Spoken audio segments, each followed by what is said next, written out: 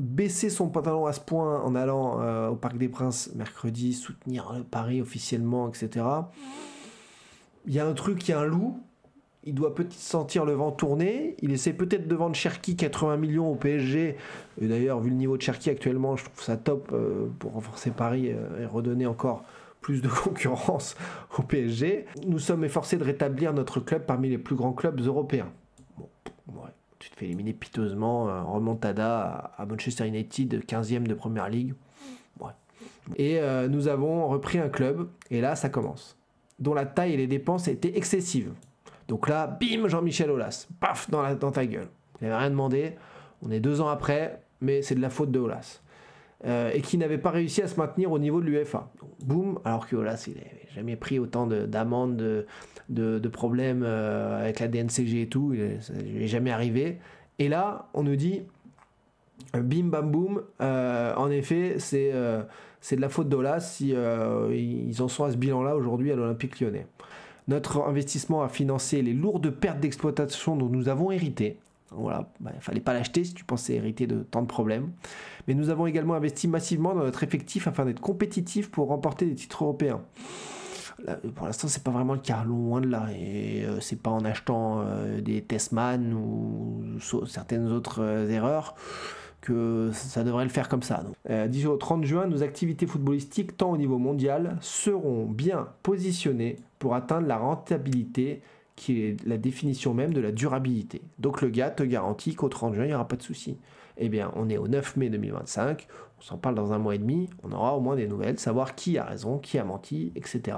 Est-ce que la DNCG, donc la LFP, même si c'est autonome et indépendant, osera couler complètement l'OL parce que John Textor a joué à David Copperfield, au magicien, un peu trop fort, à voir. À mon avis, il trouvera toujours avec ce château de cartes, certes, mais cette toile d'araignée, Botafogo, Molenbeek, Palace, etc., pour trouver un équilibre qui lui permet de surnager. Chaque fois que la DNCG est dans les parages, c'est le sportif qui paye, et donc c'est pour ça qu'on va revenir à cette transition à parler de la troisième journée de samedi soir.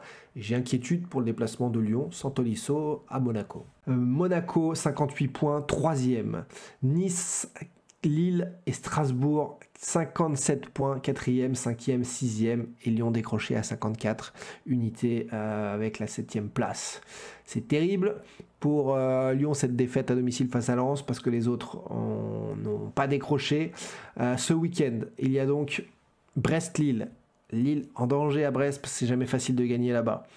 Il y aura Marseille en déplacement au Havre, une opportunité en or pour l'OM pour assurer sa place qualificative en Ligue des Champions. Monaco qui reçoit Lyon et peut aussi faire un gros coup en battant Lyon. Et Nice se déplace, attention, au Horizon Park où Habib Beye a demandé à ce que Rennes joue le coup jusqu'au bout de la saison.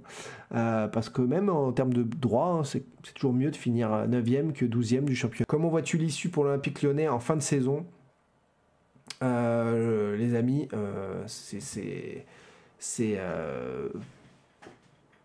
l'issue. Alors de la fin de saison, Tom, c'est le classement final. Moi, je vois Lyon perdre à Monaco. Sans Tolisso, je vois Lyon perdre à Monaco. Ouais, je vois pas. Après ce qui leur est arrivé, Manchester, Saint-Etienne, Lens.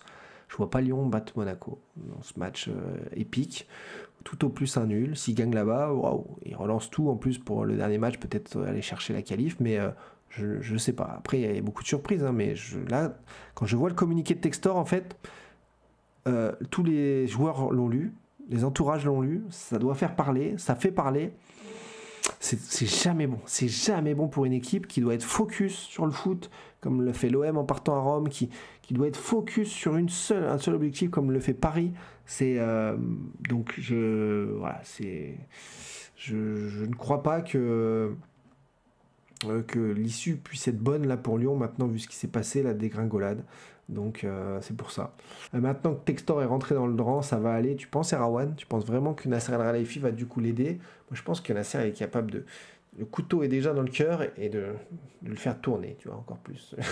Au contraire. Bien montrer, ah ouais, tu t'en es pris à moi, qui c'est qui a gagné? Regarde, tu vois. Grande braderie à l'OL cet été, en plus de la Casette et Talafico, départ gratuit, oui. Tagliafico qui s'est fait cambrioler, qui a ramené. Il venait des Pays-Bas, Tagliafico, il a laissé sa femme, il a renvoyé sa femme, ses enfants aux Pays-Bas.